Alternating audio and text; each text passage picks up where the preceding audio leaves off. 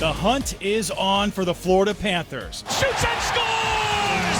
It's Mackey on the power play! The regular season in full swing, and with it, a push to survive and advance. It's not going to be easy. Injuries already taking its toll. The weight doesn't get heavier, you just have fewer guys to lift. But resilience, toughness, and the faithful backing of fans will look to propel this pack of Panthers to a hopeful postseason berth. Every season's different. There's going to be different challenges. The goal remains the same, to hoist Lord Stanley's Cup and rewrite hockey history. We're going to fight for that goal every day. This season, we're bringing you an entirely new perspective of Panthers hockey. We have at least one spare for everything. New analysis. The expected goals are good.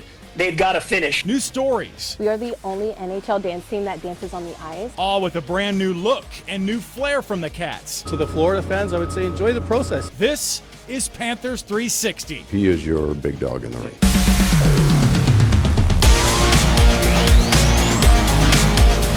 Florida Panthers have closed out their first long road trip of the season, and now it's back at home, settling down for the next few days. More than 4,500 miles. That's how long the Panthers traveled this past week and a half. But now, Cats are back in the Sunshine State, looking to build a little home ice momentum before their next road trip at the beginning of November.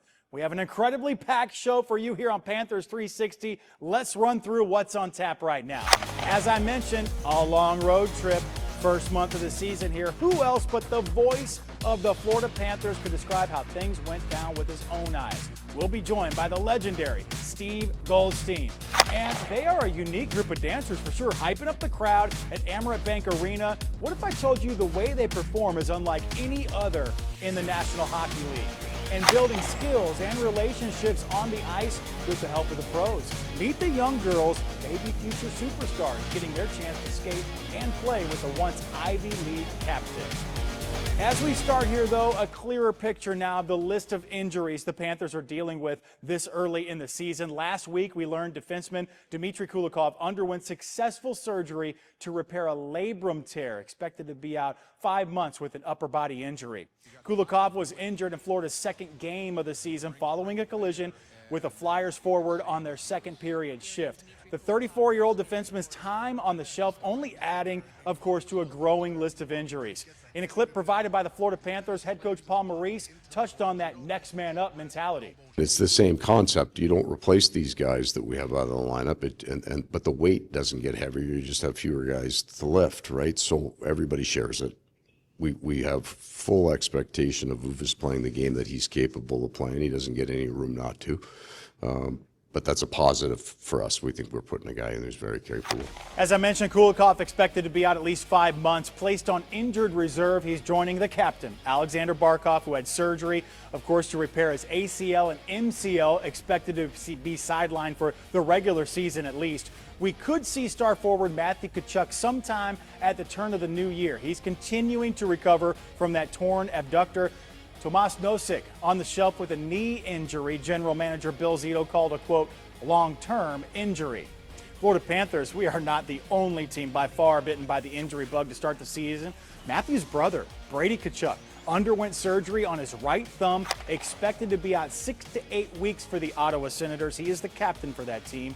Rangers center and former Panther Vincent Trocheck placed on IR with an upper body injury. Right now, no timetable on his return. And in his final season, Kings center Anze Kopitar being considered week to week with a foot injury. Okay, so what do all these injuries even mean for the product on the ice? How is head coach Paul Maurice shaping up the lines early on? Well, I brought that topic to the voice of the Florida Panthers, Steve Goldstein. Here's what Goldie had to say. You mentioned one line in particular, perhaps gelling, but, when do we start to see that gelling process where, playoffs, boy, you just had almost every line the same the whole time, a couple here and there shifts, but, when do you see the lines gelling here in the beginning of the season, and what are you seeing there? Well, I see a little bit jelly, Mike, with Rodriguez at center and Mackie Samoskevich on the wing. I think those two guys with the speed and Boquist on the other side, they're starting to get some things together. They're not obviously scoring as many goals as you want to at 5-on-5, but, the things you want to see is the attention to detail and get back to the structure. Trust the structure. When you're not scoring, everybody just starts to feel that a little bit, but you still have to play the same way they've always played. So look, NHL conventional wisdom, you look at a 10-game mark. Sometimes you look at a 20-game mark to see what's going on, who plays, well with who. I think you're kind of seeing some of that. I also shouldn't discount, and look, injuries are part of the game. Everybody's got them. But that loss of Dmitry Kulikov on the blue line is probably a little bit more important than a lot of people see. He's a very effective player in what they do, killing penalties. So that hurts as well. But I think you kind of look at the next couple of weeks into the month of November where you really want to see guys learn each other's tendencies. And, the coaching staff kind of, instead of experimenting, which they still are now, maybe honing in on some units on the power play. They're still trying to figure that out, what works best. So I think I kind of look at between 10 and 20 games, and obviously we're not even really that close to 10 yet. Do you think the home cooking might, rejuvenate us a little bit more? I don't know, a little more pep in our step with those lines? Well, I hope so. Historically, Mike, the last few years, they've been just as good on the road as they are at home. Sometimes they play even better, as we saw in the playoffs when they're on the road, that us against them, the world mentality. I thought last week when you start breaking down each game, you mentioned it, Philadelphia and New Jersey, those were their home openers, so you knew they bring a lot to the table. Detroit was really called out by their coach after the first game, so they played better, and then they went in. I didn't think they played close to their best game, the Panthers, but give the Buffalo Sabres credit. They were under the gun. They had lost the first 3 games of the year. You know how that goes in a lot of markets with sports, fire everybody, trade everybody. So you take those games in and of themselves. They did get some motivated teams, but the Panthers know they need to be better. They need to be better on the forecheck. They need to be on the puck more. And now it's at the point where if you look at what they're generating offensively, those numbers are good. The expected goals are good. They've got to finish. And there's no way to say it. And again, I hate to bring it up because they're not coming back anytime real soon, and injuries are part of the game. But when you take out, 80, 90-point players, which Alexander Barkov and Matthew Tkachuk are, it is more difficult for the other guys to score. They are the only dance team in the NHL to actually dance on the ice. The Florida Panthers dance team hypes up the home crowd at Amerant Bank Arena. 18 team members, each with their own backstory. I want you to take a look at the team in action at the home games. Like I said, they're on the ice right there, taking pride in that as well. They're also all around the arena, pumping up the crowd. I listened to 2 team members who happen to be sisters. Maria Alvarez, she's in her 2nd season on the team, but little sister Danielle aspired to be like Big Sis. They've been dancing together since they were kids, and when Danielle made the team this year, it was a dream come true. It was just amazing getting to grow and be dancers with her my whole life. So I wanted to carry that on and continue to do it on this team. And so I was like, you have to audition. There's no other option. I was here watching a lot of games, and every single time I looked at that stage with my sister on it, I said, I want to do that one day. And here I am. You won't just catch the dance team at home games, also community events here in South Florida and local Panthers watch parties. All right, as we continue with the NHL season underway in full swing, so too is the AHL season, the American Hockey League. We're diving into what's in store for the Charlotte Checkers and who you should keep an eye on.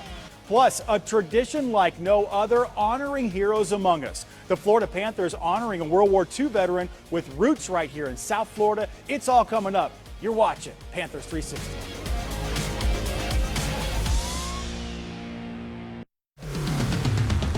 Welcome back, Cats fans. It takes a village to put a championship team on the ice, right? And while the Stars see every day they continue to excel, we're highlighting the possible Panthers of tomorrow, hoping to make a name for themselves at the NHL level. The Charlotte Checkers officially opened their 25-26 campaign at the beginning of this month. The team is the American Hockey League affiliate of the Florida Panthers, and many of today's Cats came up through the Checker system, including Gustav Forsling and Eetu Luostarinen. On this year's roster, a couple of players we're keeping an eye on, including one we've highlighted right here on Panthers 360. Jack Studnicka had a solid camp with the Florida Panthers, netting 3 goals and an assist in 5 preseason games. In the Checkers opening game, he scored in his first shift 19 seconds into the game, so continuing that success from the preseason. Last week, the team inked veteran forward Tyler Mott to a professional tryout, or PTO as they call it. Back in September, Mott signed with the Panthers, but was later released. When we come right back, the Florida Panthers wrapping up their first long road trip of the season, revisiting my conversation with the voice of the Panthers, Steve Goldstein, and we discuss how the team performed.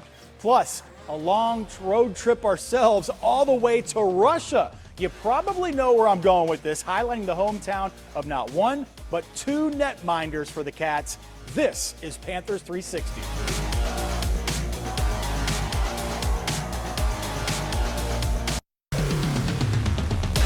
Florida Panthers back home following a 5-game road trip. Now the Cats can stay home until the beginning of next week. Although it's early on in the season, long road trips can be both physically and mentally taxing. I brought up this topic to the voice of the Florida Panthers. He travels with them, Steve Goldstein. Take a look. At Panthers 360 here, we'd like to get to know about everybody. You're on the road with the team. How do you yourself treat a long road trip like that? What's your daily routine like? Is it up early, late to bed? Yeah, I'm usually up early anyway. Obviously, game nights, it's pretty late to bed. It's hard to unwind after a game, whether that's home or the road. But, look, Mike, I try to eat pretty healthy on the road. Not easy, especially when you go into places like Buffalo at the Wings. Try to get up, get a workout in every morning, move, take a walk, do something. But it's for me, it's kind of a work trip. When you have the time off, you kind of take the time off, and the rest of the time you're digging into the team and figuring out how you can make the broadcast the most interesting, the most informative, and the most entertaining that it can be. Really. So before I get you out of here, I know you're on your off day. You've taken so much of your time already. I just want to ask you, getting out the door here, when you say it on air, back-to-back Stanley Cup champions. You've been the voice for so long. Is it still sinking in for you? Is there that moment where you feel that? It's last year saying Stanley Cup champion was surreal and crazy. And now saying back-to-back, it is amazing. This sport in full seasons. Again, not taken away from Tampa, but they did it, when COVID was going on. They weren't full seasons.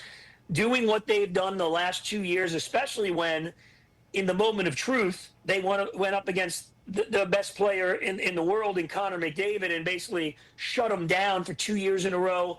It is incredible. No team has played more games over a 3-year period than the Florida Panthers have over the last 3 years. So, yes, it is incredible to say it, and I'm glad that all the fans got to experience, because there's nothing like the Stanley Cup playoffs, and clinching twice in a row at home.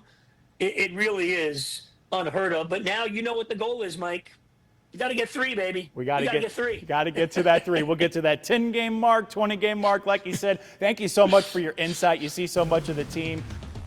Over the past 6 seasons, the Florida Panthers have really seen a number of successful regular seasons. Some, as we know, resulted in postseason glory. But as the team kicks off the new campaign, important to keep a close eye on their Eastern Conference foes. In all, the Cats have 50 games scheduled against the East. By the end of this week, the Panthers have already played 8 conference games, 3 of which were Atlantic Division foes: Ottawa, Detroit, and Boston. Last season, the Florida Panthers were 12-12-2 against the Atlantic Division and 26-21-3 versus the East as a whole. Now, if you look a little bit ahead here, after the Panthers travel to the West Coast at the end of the month, big rival games to look out for. November 15th, circle that one, the first edition of the Battle for Florida. The Cats taking on the Tampa Bay Lightning at home, a game you can, of course, watch right here on South Florida's 9. Into December, the Cats face off against those Toronto Maple Leafs for the first time on the 2nd. Then another date with the Lightning, this time on their ice, Monday, December 15th. Generally not an Eastern Conference rivalry, but Sparks, boy, they were flying when the Panthers played against the Buffalo Sabres on the road. Midway through the second period, you can see Brad Marchand cross-checked by Sabres defenseman Rasmus Dahlin. No call there, but a few seconds later, Dahlin puts his shoulder into Marchand, and you know what happens then. All bets are off. He had enough. Gloves off as well, but look at, after that scrum, what's in Marchand's hand. This is the funniest part. That's Dahlin's helmet. He takes it with him to the penalty box. A little redecorating. He just wanted to fix it up for him. Throws it back on the ice for him. Marchand was fined $5,000 for unsportsmanlike conduct.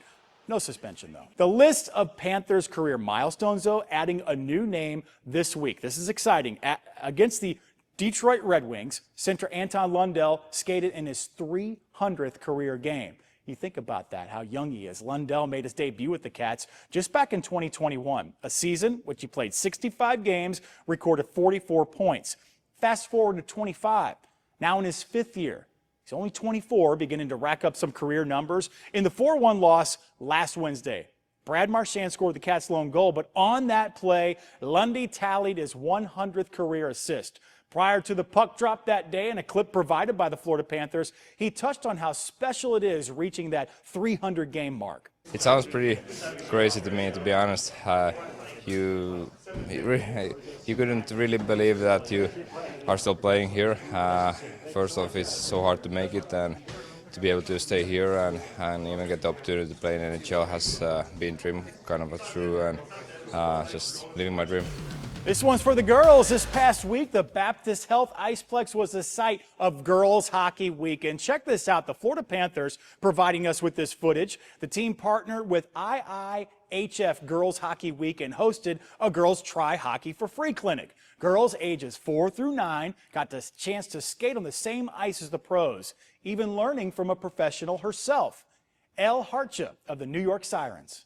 It's really fulfilling to be out here. I mean, when I was younger growing up, the only thing to dream about was the NHL, so it's really great to be out here and interacting with them and telling them that this could be you one day. You could be playing professional women's hockey. Last year, Harsha was drafted by New York from Yale University, captain of the Yale hockey team during that 23-24 season, and remains the all-time leading scorer for Yale. Boy, it's a tradition for the Florida Panthers honoring heroes among us. Gotta love this one as a Navy veteran myself. Last season, I had the pleasure of meeting a couple of World War II veterans who bonded over their service as well as their love for the game of hockey. This is perhaps the best thing I saw this week. Check it out. Panthers providing us this video, the team honoring 101-year-old World War II veteran Warner Frickman during the Panthers' 3rd game of the season against the Ottawa Senators. Frickman lives in Fort Lauderdale, got the chance to hype up the crowd. You gotta love it. He served in the U.S. Army from 1942 to 46, including service in France, Germany, Belgium, and Poland. During his service, he spent time serving under General George S. Patton during World War II. We want to see your excitement at the Panthers games today. We have Gabrielle and Steve Smith, as well as Al and Susan Meyer. They're all from Boynton Beach, and in fact, Al and Susan tell me they have been season ticket holders for 10 years now. Keep sending those pictures in from the home games especially. You're watching Panthers 360, and we'll be right back. Hey, you know the song by now. You can enjoy the thrill of Panthers goals anywhere. Last week, we introduced you to the group that reimagined Panthers Pulse. With the help of a Brazilian songwriter and producer named Brian Cohen, the more than 50-member orchestra of the Palm Beach Symphony worked to create this rendition of the iconic goal sound. You can hear that entire conversation right now on our website, WPTV.com. Speaking of music, a milestone moment for a local musician who got the chance to perform in front of millions of people. Taking you back to this, Matthew Bischoff, a native of Boynton Beach, took center stage at Game 6 of the Stanley Cup Final, performed both the U.S. and Canadian national anthems. A Panthers fan through and through, Bischoff says he never thought he'd be a part of history. A dream come true. I mean, something that I've always dreamt of doing as a kid is just performing the national anthem at any professional sporting event. Game 6 was special, right? That is when the Panthers sealed the deal, hoisting their 2nd straight Stanley Cup. You gotta love that. Now he's sharing his passion, Bischoff is, with the next generations at St. Mark's Episcopal School in Fort Lauderdale. Hopes to hear his number called sometime this season. I think we'll get him back, folks. He's good luck. Each week here on Panthers 360, we're highlighting the roots of our Panthers, where they're from, a little more about it. This week, we're heading to Russia, highlighting the hometown of the men who mined the goal for the Panthers, Sergei Bobrovsky and Danil Tarasov, both from Novokuznetsk, Russia. That's right, Novokuznetsk is a city in southwestern Siberia, more than 500,000 residents, city known for coal mining and steel production. A notable landmark, the Singing Fountain near the Tom River.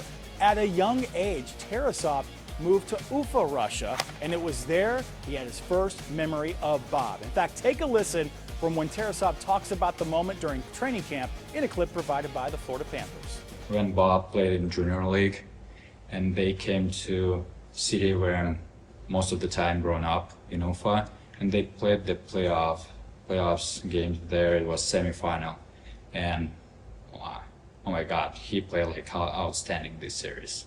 He just almost like beat my like team like just by himself. Growing up, it's all those working people. They support hard. You know, they passionate about hockey, and for me growing up, also I fell in love with the game pretty quick. It's also because of the winter, right? It's we have the snow. You know, they love hockey. You Panther diehards out there hoping Tarasov can shine in the net, backing up Bob. But right now, we're going to back it up, going back into the Panthers vault. A look back at the history of the franchise like we do here on Panthers 360. 2 for the price of 1. First, I want to take you back to October 14th, 1993, the inaugural season for the Cats. It was on that day the Panthers won their first game in front of their home fans, a 5-4 victory over the Ottawa Senators. Rob Niedermeyer scored the game-winning goal and assist from Dave Lowry. Fast forward a couple of decades of special nights for the Cats. October 23rd, 2010, Florida Panthers raising their first retired numbers to the rafters. The number 93 etched in history, honoring the team's former president, Bill Torrey. Torrey was the architect of the original Panthers roster and the retirement of 93, marking the year the franchise began. Next, the number 93. Next to it sits the number retired number 1. For Hall of Famer goalie Roberto Luongo, along with 37 to honor the late Wayne Huizenga, the team's founder and first owner. Number 37 was the year he was born, 1937. That was also his favorite number. Gotta love it, going back in time. But let's get back on track here, and let's hope the Panthers get back on track after that road trip. Thank you for joining us. Check out our weekly interviews every Monday at 12:15 on our WPTV YouTube page. For Panthers 360, I'm Mike Trim.